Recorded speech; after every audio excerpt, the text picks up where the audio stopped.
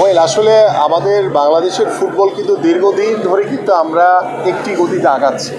আমার সেই গতির জায়গা থেকে মনে করি যে লাস্ট 2-3 ইয়ার্স হয়তো বা লাস্ট এই যে চলমান যে বছরটি চলছে, এই বছরে এসে হয়তো বা আমরা হামজা চৌধুরীর মতো বেশ কিছু বিদেশি যারা বাংলাদেশি বংশোদ্ভূত যারা খেলোয়াড় রয়েছেন, তাদের যোগদানের কারণে বাংলাদেশে হয়তো বা খেলার ভিতরে একটি গতিশীলতা ফিরে এসছে। তা আমার কাছে মনে হয় যে হংকংয়ের সাথে যেই খেলা, আমিও আমাদের সময় আমরা খেলেছিলাম হংকংয়ের সাথে, আমাদের এখনও মনে আছে যে আমরা 3-2 হংকংকে হারিয়েছিলাম হংকংয়ের মাটিতে।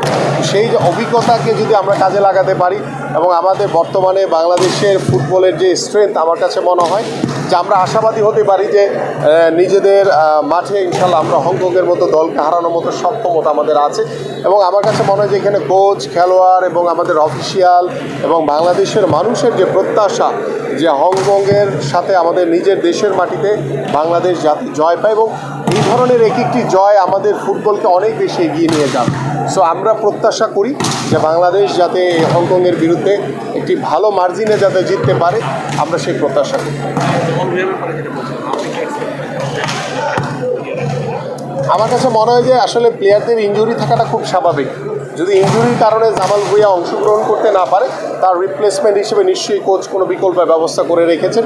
এবং আমরা মনে করি যে মানে প্রত্যেকটি দলেই কিন্তু 20 জন করে খেলার থাকে, সাবস্টিটিউট খেলার থাকে, তাদেরকে জামাল ভুঁইয়ার জায়গা হয়তো বা অন্য কাউকে রিপ্লেসমেন্ট করে হয়তো বা সেই জায়গাটি পূরণ করবেন আমাদের কোচ।